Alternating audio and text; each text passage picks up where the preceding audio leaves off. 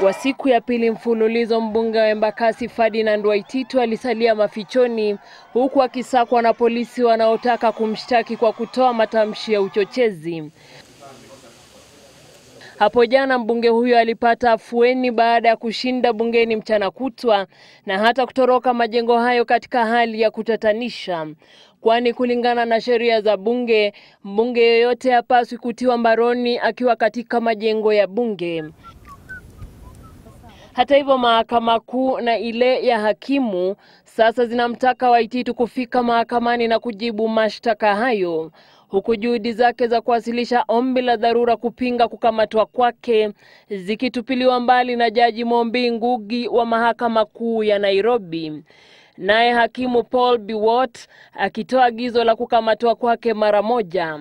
Matamshi yake Waititu yakivutia ghadhabu kutoka kwa viongozi mbalimbali na mashirika.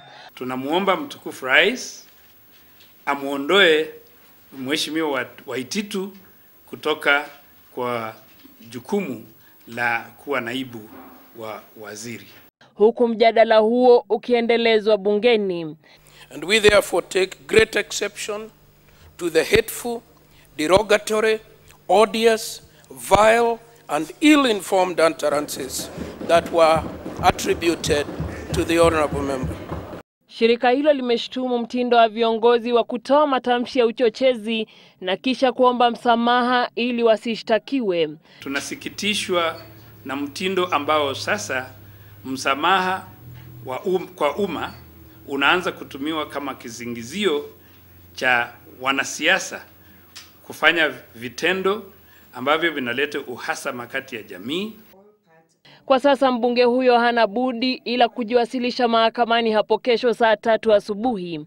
Na asipofanya hivyo, basi itawabidi polisi watekeleze agizo la mahakama lililotolewa.